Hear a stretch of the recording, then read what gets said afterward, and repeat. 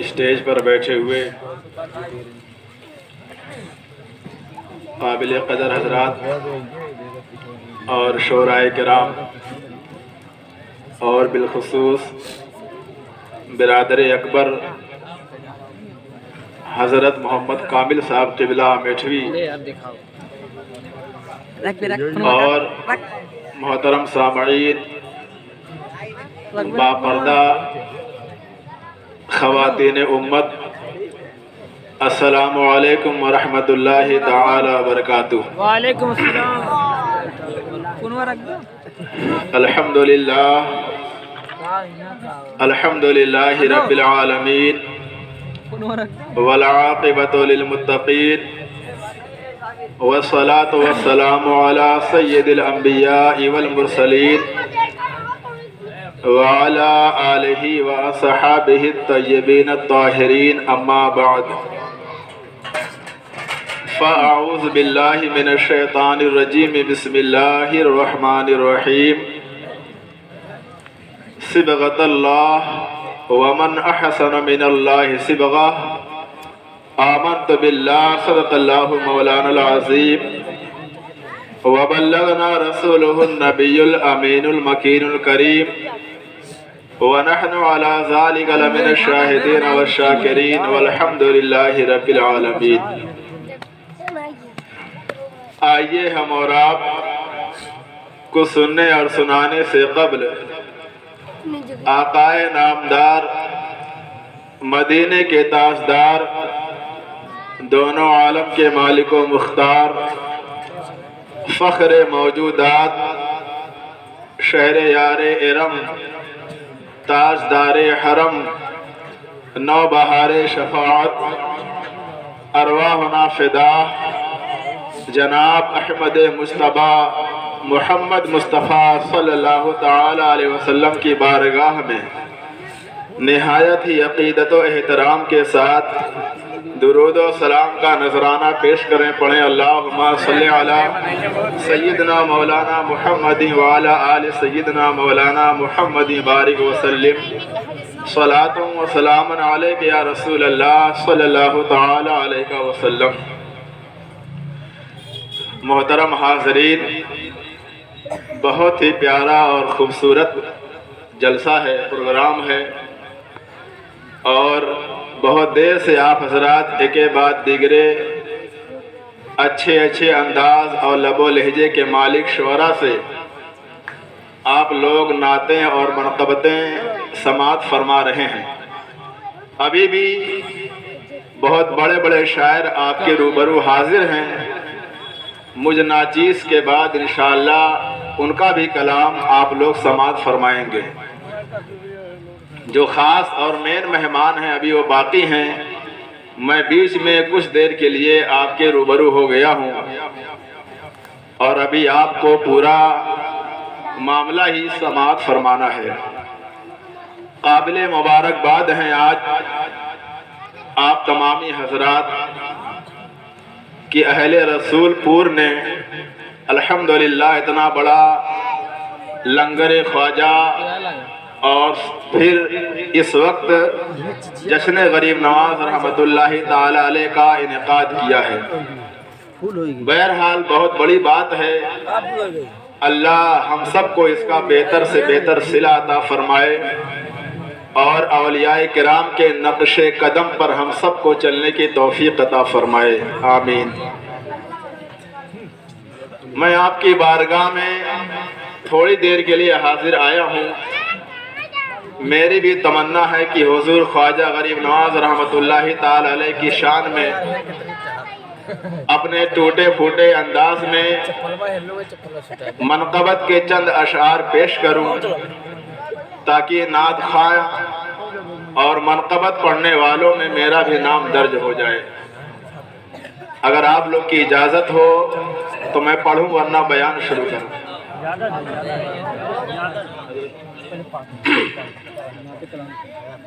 درود پاک پڑھیں، اللہم صلی علی سیدنا مولانا محمد وعلی آل سیدنا مولانا محمد بارک وسلم، صلاۃ و سلام علیک یا رسول اللہ صلی اللہ تعالی علیہ وسلم۔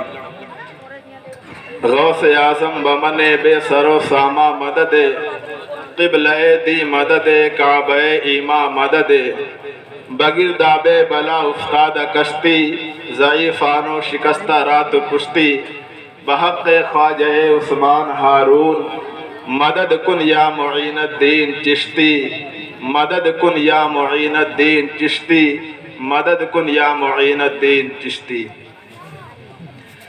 سماعت فرمائیں۔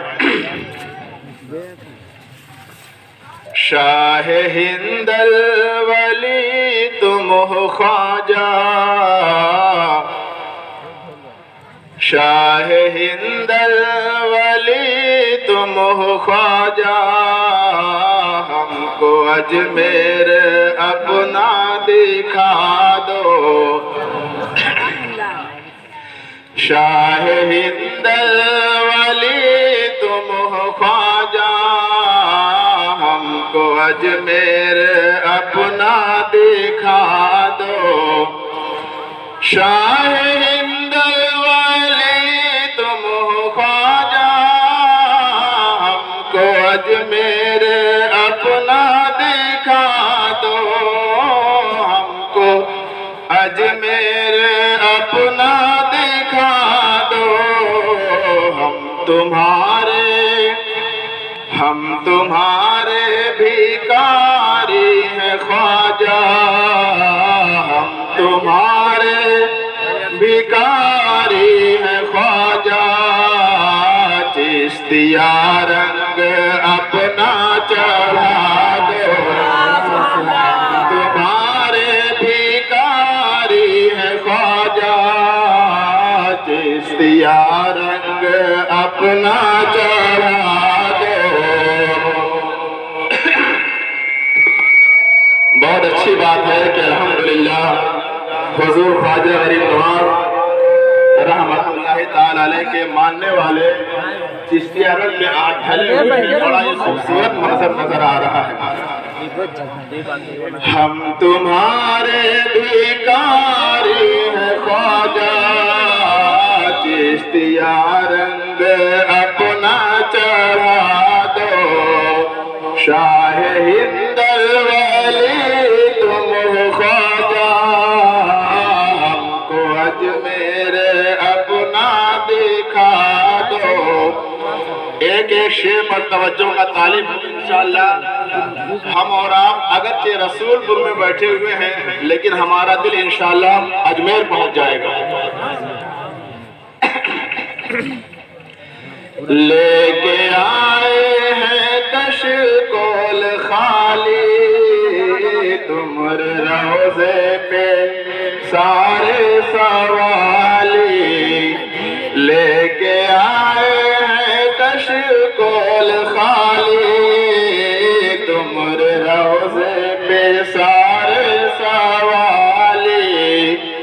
لے کے آئے ہیں کشکول خالی، تمہر روضے پہ سارے سوالی۔ تمہر روضے پہ سارے سوالی۔ اے معین جہاں نور حیدر، اے معین جہاں نور حیدر، زندگی اب ہماری سجا دو۔ اے معین جہاں نور حیدر، زندگی اب ہماری سجا دو۔ ہم تمہارے بھیکاری ہیں خواجہ، چشتیہ رنگ اپنا چڑھا دو۔ اب جو شعر پڑھنے جا رہا ہوں انشاءاللہ کوئی بھی خاموش نہیں رہے گا، آپ کی توجہ کا طالب۔ تم عطائے رسول خدا ہو، ہم غریبوں کے تم آسرا ہو۔ تم عطائے رسول خدا ہو، ہم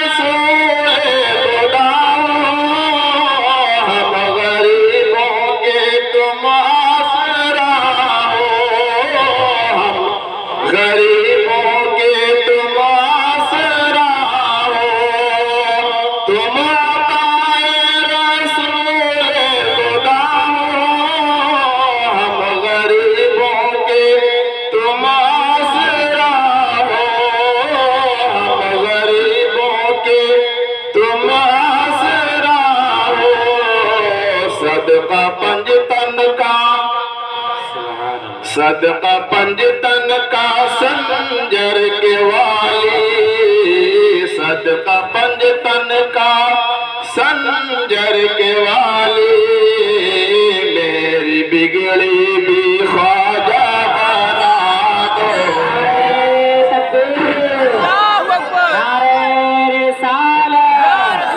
جشن خواجہ غریب نواز، فیضان خواجہ غریب نواز، خواجہ کا ہندوستان، نعرہ تکبیر، نعرہ رسالت۔ سبحان اللہ۔ اللہ تمام کو خوش رکھے، سلامت رکھے۔ موقع پا تم عطائے رسول خدا ہو، ہم غریبوں کے تم آسرا ہو۔ تم عطائے رسول خدا ہو، ہم غریبوں کے تم آسرا ہو، ہم غریبوں کے تم آسرا ہو۔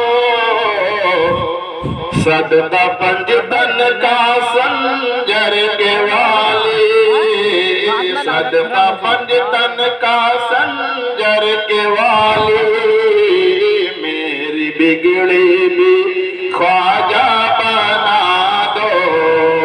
صدقہ پنجتن کا سنجر کے والی، میری بگڑی بھی خواجہ بنا دو۔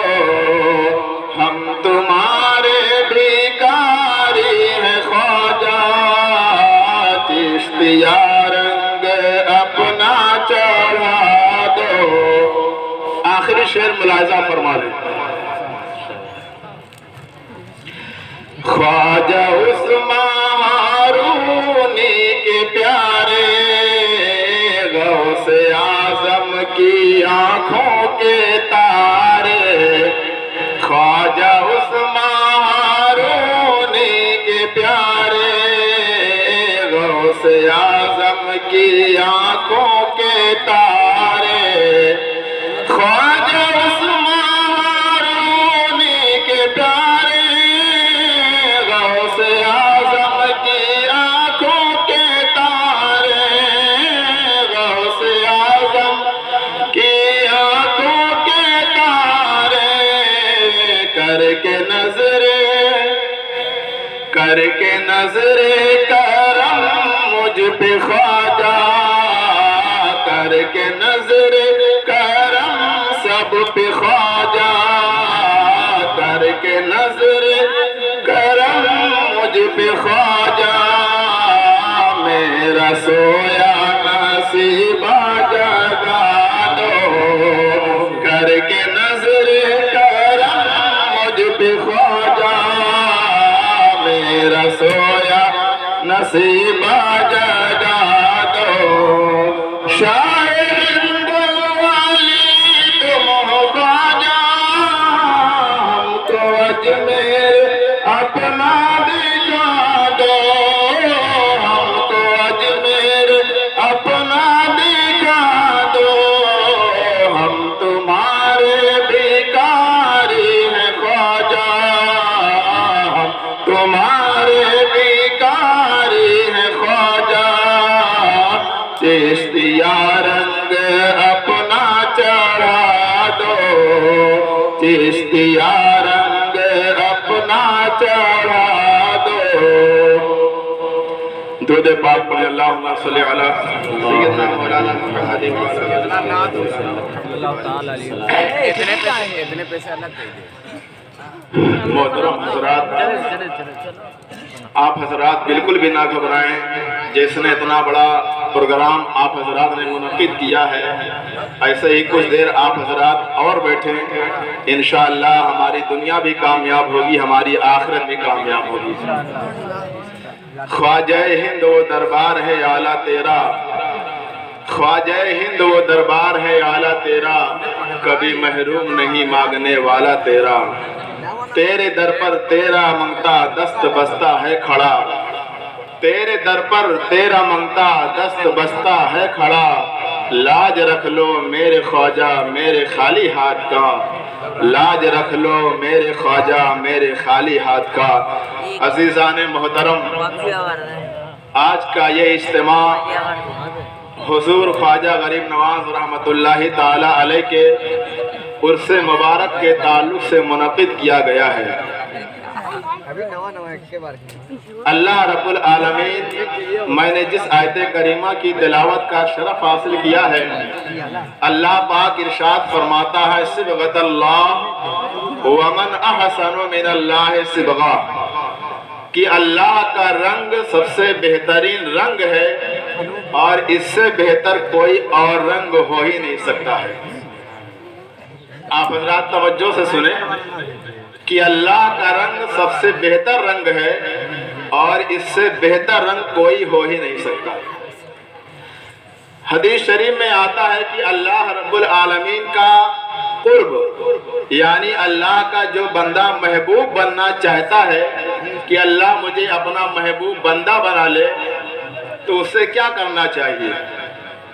तो हदीस शरीफ में आता है कि जो फ़राइज़ हैं, चाहे वो नमाज के ताल्लुक से हो, चाहे ज़कात के मामले में हो, चाहे हज के मामले में हो, तो जो फ़राइज़ हैं जब उसकी अदायगी बंदा करता है तो अल्लाह रब्बुल आलमीन उसको अपना महबूब बंदा बना लेता है। ये पहले नंबर की बात है। दूसरे नंबर पे अल्लाह फरमाता है कि नवाफिल भी बंदा अगर कसरत से करता है, बहुत ज़्यादा करता है, तो अल्लाह रब्बुल आलमीन उस बंदे को भी अपना महबूब बंदा बना लेता है।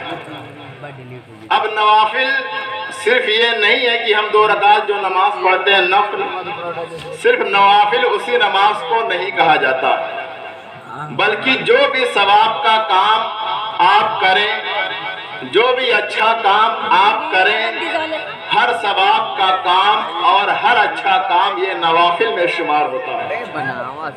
तो अल्लाह फरमाता है नवाफिल भी अगर बंदा कसरत से करे तो उसके ज़रिए भी वो मेरा महबूब बंदा बन जाता है। तो अब आप अल्लाह के वलियों की ज़िंदगी देखें कि अल्लाह के जो वली होते हैं वो अल्लाह का कुर्ब पाने के लिए, अल्लाह के महबूब बनने के लिए, वो अल्लाह की रज़ा हासिल करने के लिए उसके आकाम की पूरी बजा आवरी करते हैं। आप लोग की तवज्जो इधर नहीं है। अल्लाह के जो वली होते हैं वो अल्लाह के हुक्म की पूरी फरमा बरदारी करते हैं। आज हम जिनका उर्स मना रहे हैं, हुजूर ख्वाजा गरीब नवाज रहमतुल्लाहि ताला अलैह के नाम से जो मौसूम है, आप इन्हीं के हवाले से देखें तो आपको बहुत कुछ सीखने के लिए इनकी ज़िंदगी में आपको मिल जाएगा। हुजूर ख्वाजा गरीब नवाज रहमतुल्लाहि ताला अलैह, आपका मकाम बड़ा ही बुलंद बाला है, आपकी शान बहुत ही अरफ़ो आला है। हदीस शरीफ में आता है कि अल्लाह रब्बुल आलमीन अपने वलियों से तो प्यार करता ही करता है, जो उसके वलियों से प्यार करते हैं अल्लाह उनसे भी प्यार करता है। सुभान अल्लाह। जो अल्लाह के वलियों से प्यार करता है तो अल्लाह उनसे भी प्यार करने लगता है। तो हम जाहिर सी बात है जितने भी अल्लाह के वली हैं, हम उन तमाम से अकीदत और मोहब्बत रखते हैं, उनसे प्यार करते हैं। तो ये बात साबित हो गई कि हम भी अल्लाह के प्यारे हो गए हैं, अल्लाह हमसे प्यार करने लगा। तो अब इसका सिला क्या मिला कि हम अल्लाह के वली से प्यार करें तो अल्लाह बदले में हमसे प्यार करने लगता है। हम और आप समझना पड़ेगा, हम और आपको, कि विलायत होती क्या चीज़ है, ताकि सारा नक्शा आपके सामने वाज़े हो जाए। अल्लाह के वली की शान इतनी बुलंद होती है कि अल्लाह रब्बुल आलमीन खुद इरशाद फरमाता है कि मैं रब्बुल आलमीन हूँ, मैं सारे जहान का पालने वाला हूँ। मैं कोई भी काम करता हूँ तो मुझे किसी पूछने से या किसी के मशवरे से मुझे कोई हाजत नहीं। यानी मैं रब हूँ, मैं जो चाहूँ करूँ, मेरे काम में कोई दखल अंदाजी नहीं कर सकता। बच्चा पैदा हुआ, मर गया, अल्लाह को इससे कोई फर्क नहीं पड़ता। ہم بوڑھے ہو کے مریں گے، اللہ کو اس سے کوئی فرق نہیں پڑتا۔ تو دنیا میں جتنا بھی کام اللہ رب العالمین کرتا ہے وہ بے نیاز ہے، وہ بادشاہ ہے، جو چاہے کرے، اس کے حکم میں کوئی دخل اندازی نہیں کر سکتا، اور اللہ کو اس سے کوئی فکر یعنی کوئی فرق بھی نہیں پڑتا۔ مثال کے طور پہ بہت لوگ ایسے ہیں جو بہت غریب ہیں، فاقہ کشی کرتے ہیں، محتاجی ہے، تنگ دستی ہے، یہ ان کا اپنا مقدر ہے، لیکن اس سے اللہ کو کوئی فرق نہیں پڑتا۔ اسی دنیا میں کروڑ پتی ارب پتی بھی لوگ ہیں، نہ جانے کتنے کتنے دولت مند لوگ ہیں، لیکن اللہ کو اس سے بھی کوئی فرق نہیں پڑتا۔ تو اللہ رب العالمین کو کسی بھی معاملے میں کوئی تردد نہیں ہوتا ہے، کوئی پش و پیش کا معاملہ نہیں ہوتا ہے۔ ایسا نہیں ہوتا ہے کہ کبھی اللہ پاک پانی برسانا چاہے تو پھر سوچے کہ پانی برساؤں کہ نہ برساؤں، کبھی ایسا اس کی شان کے لائق نہیں ہے۔ کبھی بھی اللہ کو کسی کام میں تردد ہو ہی نہیں سکتا۔ ہم اور آپ تردد کرتے ہیں کہ یار بازار جائیں کہ نہ جائیں، اجتماع میں جائیں کہ نہ جائیں، وہاں جائیں کہ نہ جائیں، تو یہ تردد ہوتا ہے۔ تو اللہ رب العالمین نے پہلے فرما دیا کہ مجھے کسی کام کے کرنے میں کوئی تردد نہیں ہے، میں جو چاہوں کروں، میں بادشاہ ہوں، بے نیاز ہوں، لیکن ایک کام جب میں کرنے لگتا ہوں تو مجھے تردد ہوتا ہے۔ آپ حضرات زندہ ہیں کہ نہیں ہیں؟ یہ بہت بڑی بات میں آپ کے حوالے کر رہا ہوں، اس سے آپ ولیوں کے مقام کو جان جائیں گے، اور جن کے نام پر آج یہ محفل آپ سجائے ہوئے ہیں، آپ کا ایمان تازہ ہو جائے گا۔ بات کو سمجھنے کی کوشش کریں۔ اللہ نے کیا فرمایا کہ مجھے کوئی کام کرنے میں تردد نہیں ہے، میں بے نیاز ہوں، میں بادشاہ ہوں، لیکن ایک کام جب میں کرنے لگتا ہوں تو مجھے تردد ہوتا ہے کہ کروں کہ نہ کروں۔ اب سوال پیدا ہوتا ہے کہ اللہ پاک کو کون سا ایسا کام ہے کہ جب وہ کرنے لگتا ہے تو اس کو تردد ہوتا ہے کہ کروں کہ نہ کروں؟ تو حدیث شریف کے الفاظ ہیں، بیان ہوتا ہے کہ اللہ رب العالمین کو کبھی فرق نہیں پڑتا ہے، لیکن ہاں جب وہ کسی ولی کے موت کا فیصلہ کرنے لگتا ہے تو اللہ پاک کو تردد ہوتا ہے۔ اب اس کی شان کے مطابق اس کو ہوتا ہے، ہم اور آپ اپنے عقل سے وہاں تک نہیں پہنچ سکتے۔ ہماری موت ہوتی ہے، اللہ کو کوئی فرق نہیں پڑتا، آپ کی موت ہوتی ہے، اللہ کو کوئی فرق نہیں پڑتا، نہ جانے ڈیلی کتنے مرتے ہیں، کتنے پیدا ہوتے ہیں، اللہ کو کوئی فرق نہیں پڑتا، لیکن ایک کام جب اللہ کرنے لگتا ہے، یعنی اپنے ولی کی موت کا فیصلہ جب اللہ پاک لکھنے لگتا ہے تو اللہ پاک کو تردد ہوتا ہے کہ میں اس کی موت کا فیصلہ کروں کہ نہ کروں۔ بات سمجھ میں آ رہی ہے؟ تو اللہ پاک کو اس کی شان کے مطابق یہاں پہ تردد ہوتا ہے کہ جو میرا فلاں بندہ ولی ہے، میں اس کی موت کا فیصلہ کرنے جا رہا ہوں، کروں کہ نہ کروں، اس کی موت لکھوں کہ نہ لکھوں۔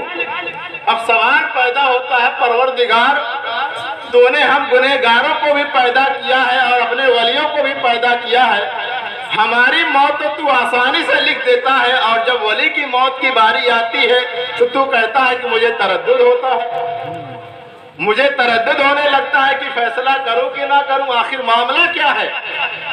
بندے وہ بھی تمہارے ہیں، بندی ہم بھی تمہارے ہیں۔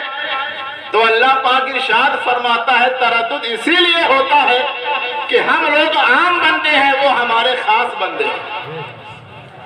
ہم گنہگار اللہ کے عام بندے ہیں، اور جو اللہ کے اولیاء ہوتے ہیں وہ اللہ کے خاص بندے ہیں۔ میں نے اس کو اپنا ولی بنا لیا ہے، اپنا محبوب بنا لیا ہے، اپنا جانے جانا بنا لیا ہے، اس لیے اب جب موت کا فیصلہ کرتا ہو تو مجھے تردد ہوتا ہے کہ اس کی موت کا فیصلہ کروں کہ نہ کروں۔ تو اب معاملہ اٹک گیا، فیصلہ کب ہوگا؟ فیصلہ کیسے ہوگا؟ فیصلہ کون کرے گا؟ تو حدیث پاک میں آتا ہے، اللہ پاک کہتا ہے کہ اگر میں نے موت کا فیصلہ کر دیا، ہو سکتا ہے کہ میرے ولی کو ناپسند ہو، تو جب میرے ولی کو ناپسند ہو جائے تو یہ بات مجھے بھی پسند نہیں ہے، کیونکہ میرا محبوب ہے۔ اور محبوب کے دل کو توڑا نہیں جاتا، محبوب کو تکلیف نہیں پہنچائی جاتی ہے، تو اب بات بنے گی کیسے؟ معاملہ آگے بڑھے گا کیسے؟ تو اللہ رب العالمین نے اس کا ایک بہت انوکھا اور خوبصورت طریقہ نکالا ہے۔ قرآن پاک کے بیان سے ثابت ہوتا ہے۔ آپ قرآن پاک اٹھائیں، 24واں پارہ اٹھائیں، سورہ حامیم سجدہ کی تلاوت کریں۔ ان الذین قالوا ربنا اللہ ثم استقاموا تتنزل علیہم الملائکۃ الا تخافوا ولا تحزنوا وابشروا بالجنۃ التي کنتم توعدون۔ آج بھی کلام پاک موجود ہے، آیت کریمہ موجود ہے، سورہ مبارکہ موجود ہے۔ ہم اور آپ تلاوت کریں کہ اللہ نے اپنے ولیوں کو کیا شان عطا فرمائی ہے۔ موت کا فیصلہ نہیں کر سکتا ہے کہ ہو سکتا ہے ولی کو ناپسند ہو جائے، ولی ناراض ہو جائے۔ اللہ نے ارشاد فرمایا وہ لوگ جو کہتے ہیں کہ ہمارا رب اللہ ہے، یہ قرآن ہے، قرآن جس پہ ہمارا اور آپ کا ایمان ہے۔ اللہ فرماتا ہے کہ وہ لوگ جنہوں نے کہا کہ ہمارا رب اللہ ہے، ثم استقاموا، پھر اس پر قائم رہے، اس بات پر اٹل رہے، استقامت کے ساتھ ڈٹے رہے۔ ہم بھی مسلمان ہیں، ہمارے اندر استقامت نہیں ہے، ہم تو ایک چائے پہ اپنا ایمان بیچنے والے ہیں، ہم تو کاروبار بڑھانے کے لیے سٹے بازی کرنے والے ہیں، ہم تو حرام حلال میں تمیز نہیں کر پاتے ہیں۔ وہ اللہ کے ولی لوگ ہیں ثم استقاموا، جو اپنے ایمان پر اور اپنے اللہ کو اللہ مان کر اس پر اٹل ہو جاتے ہیں، اس پہ ڈٹ جاتے ہیں۔ وہ اللہ نعرہ رسالت فیضان خواجہ غریب نواز، نعرہ تکبیر، نعرہ رسالت۔ میری بات کو آپ حضرات سمجھیں، ولی کی شان آپ کے دل میں اتنی بیٹھ جائے گی کہ قیامت تک کوئی نہیں نکال پائے گا۔ قرآن آپ پڑھیں، ولی کی شان کیا ہے؟ ثم استقاموا، پھر وہ اس بات پر ڈٹ جاتے ہیں کہ کچھ بھی ہو جائے، جان چلی جائے، پیٹ پہ پتھر باندھ لیں گے، بچے کو راہ خدا میں قربان کر دیں گے، اپنا گھر کا گھر لٹا دیں گے، مگر دین مصطفیٰ پہ آنچ نہیں آنے دیں گے، ایمان سے سودا نہیں کریں گے، شریعت مصطفیٰ سے بے وفائی نہیں کریں گے، غداری نہیں کریں گے۔ اگر زندگی جئیں گے تو اسلامی جئیں گے، اگر موت بھی آنی ہے تو اسلامی حالت میں۔ یہ اللہ کے ولیوں کا مرتبہ ہے۔ تو جب اتنا معاملہ طے ہو گیا تو اب آگے کیا ہوتا ہے؟ تو اللہ ارشاد فرماتا ہے کہ جو بندہ اتنا پکا ہو جاتا ہے، میرے رنگ میں رنگ جاتا ہے، تتنزل علیہم الملائکہ، میں اس کی بارگاہ میں فرشتوں کی جماعت کو بھیجتا ہوں۔ سبحان اللہ۔ آج ہمارے بھولے بھالے نوجوان دوسروں کے بہکاوے میں آ جاتے ہیں کہ مزار پہ کیوں جاتے ہو، ولیوں کے آستانے پہ کیا رکھا ہے، وہ تو مر کے مٹی میں مل گئے ہیں، 809 سال ہو گیا ہے، ہڈی کہاں کی کہاں پہنچ گئی، کیوں جاتے ہو ان کی بارگاہ میں؟ کیا ملے گا ان کی بارگاہ میں؟ آج میں بتاتا ہوں کہ کیا ملے گا ان کی بارگاہ سے، قرآن کے حوالے سے بتاؤں گا کیا ملے گا ان کی بارگاہ سے۔ ارے بھائی صاحب، آج ہم میلہ لگاتے ہیں ان کی ظاہری وفات کے بعد، لیکن وہ اللہ ہے، وہ رب العالمین ہے، وہ ارشاد فرماتا ہے تتنزل علیہم الملائکہ۔ ارے تم مرنے کے بعد جاتے ہو، میں تو ان کی زندگی میں فرشتوں کا میلہ لگا دیتا ہوں۔ سبحان اللہ۔ تتنزل علیہم الملائکہ، ابھی ولی زندہ ہے، ولی زمین پہ ہے، ولی حجرے میں ہے، اللہ کہتا ہے فرشتوں کی جماعت تیار ہو جاؤ، ولی کی بارگاہ میں چلے۔ یہ اللہ کی سنت ہے، اللہ ہمیں راستہ دکھا رہا ہے کہ ولی زندہ ہے تب بھی باکرامت ہے، ولی ہماری آنکھوں سے پوشیدہ ہے تب بھی باکرامت ہے۔ نعرہ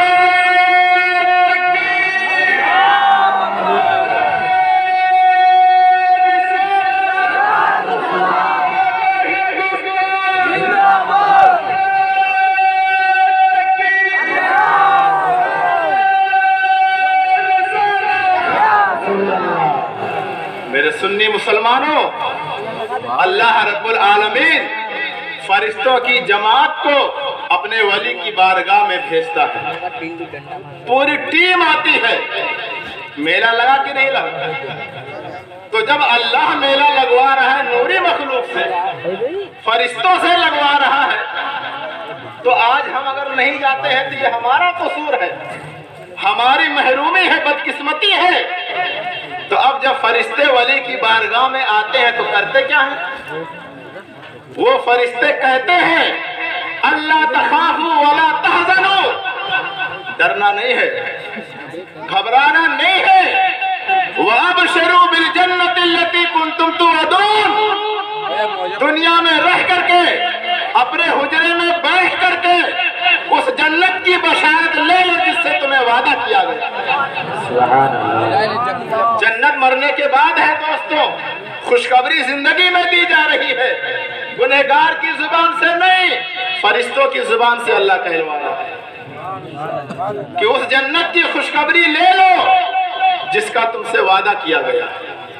تو اب جب سنتے ہیں اللہ کے جو ولی ہوتے ہیں، فرشتے جب جنت کے بارے میں بتاتے ہیں کہ بڑی عالیشان محل ہے، اس کی خوبصورتی کا اندازہ یہ ہے، سب چیزیں بتاتے ہیں کہ وہاں عیشی عیش ہے، آرام ہی آرام ہے، اللہ کا ہم جلوہ دیکھیں گے، سب کچھ جب بتا دیا جاتا ہے تو ظاہر سی بات ہے اگر ہم سہارا انڈیا لکھنؤ نہیں گئے ہیں تو جب کوئی جانے والا آ کے بتاتا ہے کہ یار بڑی خوبصورت ہے، 4-5 منزلہ عمارت ہے، شیشے کی طرح چمکتی ہے، دھول کا نام و نشان نہیں ہے، چلے جاؤ تو دل باغ باغ ہو جاتا ہے، تو آپ بتاؤ ہمارے دل میں طرف پیدا ہوتی ہے کہ نہیں ہوتی کہ یار میں بھی دیکھ لوں یار سہارا مارکیٹ کیسی۔ تو یہ تو دنیا کی مارکیٹ ہے جس نے ہماری آنکھوں کو چکا چوند بنا دیا، جنت کی تو ہم مثال بھی نہیں دے سکتے، وہ لاجواب ہے، بے نظیر و بے مثال ہے، دوسری جنت ہے ہی نہیں کہ اس سے مثال دی جائے۔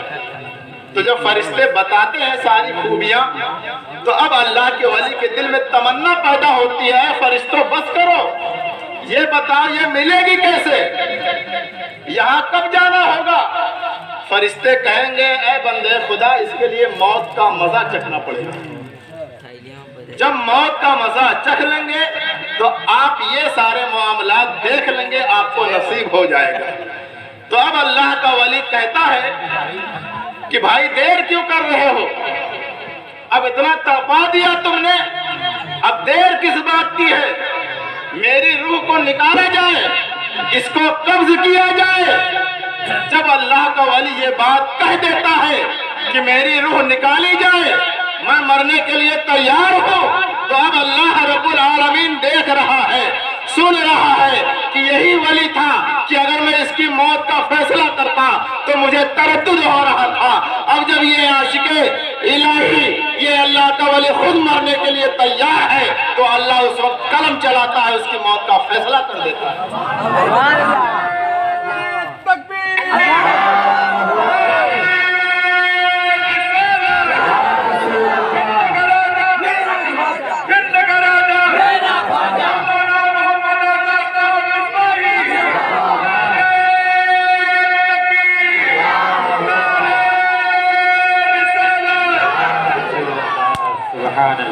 محترم ساتھیوں، یہ اللہ کے ولی کی شان ہے کہ بغیر ان کی مرضی کے اللہ ان کی موت کا فیصلہ نہیں فرماتا۔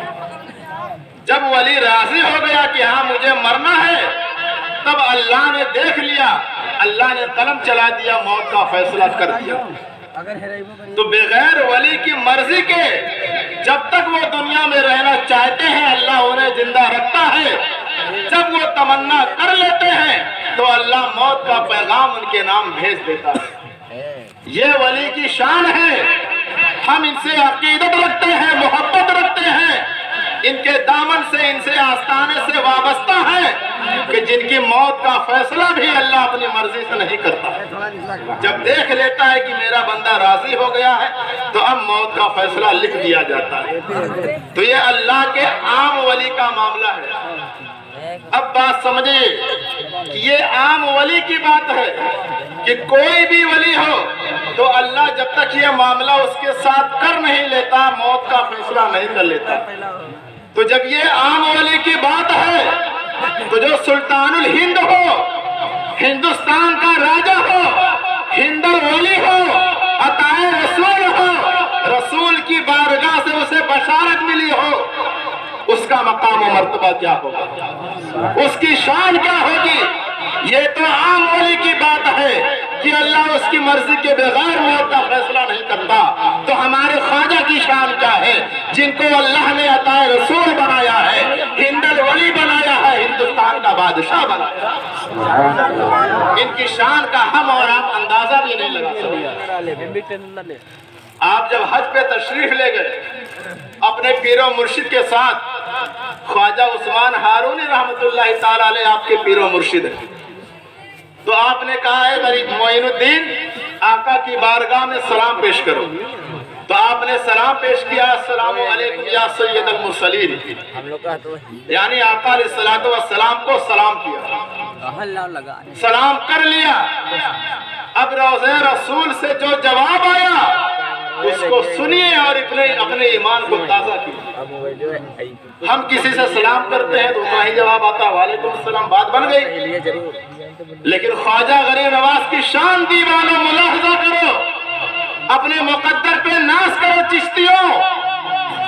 حضور خواجہ غریب نواز نے جب کہا السلام علیکم یا سید المرسلین، تو ہمارے اور سب کے آقا کی بارگاہ سے قبر انور سے آواز آتی ہے وعلیکم السلام یا قطب المشائخ، وعلیکم السلام یا قطب المشائخ۔ پہلے مشائخ کا معنی سمجھے پھر قطب کا معنی سمجھے تب ایمان تازہ ہو۔ یا قطب المشائخ، مشائخ کہتے اس انسان کو ہے جو سارے پیروں کا سردار ہو۔ جیسے علماء میں جو بہت بڑے عالم ہوتے ہیں تو ان کو بہت بڑا لقب دیا جاتا ہے، پیر میں جو بہت بڑے پیر ہوتے ہیں ان کو شیخ کہا جاتا ہے، تو جو سارے شیخوں کے سردار ہیں ان کو مشائخ کہا جاتا ہے، اور جو ان کا بھی سردار ہو ان کو قطب المشائخ کہا جاتا ہے۔ یہ رسول کی بارگاہ سے آپ کو سند عطا کی گئی ہے وعلیکم السلام یا قطب المشائخ۔ یہ خواجہ کی شان ہے، یہ ہمارے خواجہ غریب نواز کی شان ہے۔ تو جب عام ولی کا یہ حال ہے تو خواجہ غریب نواز کے حال کا اندازہ کیسے لگائے گا؟ اب دوسری بات، ان کے آستانے سے ہمیں ملتا کیا ہے؟ کسی بھی اللہ کے ولی کے آستانے پہ ہم کیوں جاتے ہیں؟ اور آج پکی بات بتا دوں علماء کرام کے حوالے سے، جو منع کرتے ہیں وہ بھی چوری چپکے جاتے ہیں۔ آپ دیکھ لیجئے گا، یہ دنیا گواہ ہے، ایک دو گواہ نہیں، جب اٹکتے ہیں تو یہی پناہ کرنے والے جا کر کے ایڑیاں رگڑتے ہیں، آنسو گراتے ہیں، لیکن یہ بدبخت ہوتے ہیں، یہ محروم القسمت ہوتے ہیں۔ جب ان کا کام بن جاتا ہے پھر وہی عقل شروع ہو جاتی ہے۔ اب غور کیجئے گا، جا کر کے آج سے میری بات سن کر کے جا کے غور کیجئے گا، یہ لوگ رات کے چور ہیں، چوری سے جاتے ہیں، چپکے سے جاتے ہیں، دن میں شیطان والا کام کرتے ہیں، بہکاتے ہیں، اور رات میں خود وہیں جا کے حاضری لگاتے ہیں۔ تو بہرحال اللہ کے ولیوں کے آستانے پہ کیا ملتا ہے؟ ہم کیوں جاتے ہیں؟ دنیا کیوں جاتی ہے؟ لگاؤ کیوں رکھتے ہیں؟ آپ کو ایک واقعہ سناتا ہوں، ایمان تازہ ہو جائے گا کہ ہم ولیوں کے آستانے پہ کیوں جاتے ہیں۔ کچھ تو وجہ ہوگی، کوئی تو فائدہ ہوگا۔ بھائی ہم کسی کو بغیر مطلب کے چائے نہیں پلاتے ہیں تو وہاں کیوں جائیں گے؟ بغیر فائدے کے تو نہیں جائیں گے۔ تو کچھ نہ کچھ ہمیں ملتا ہے، جنہیں نہیں ملتا ہے نہ جائیں، کوئی ہمیں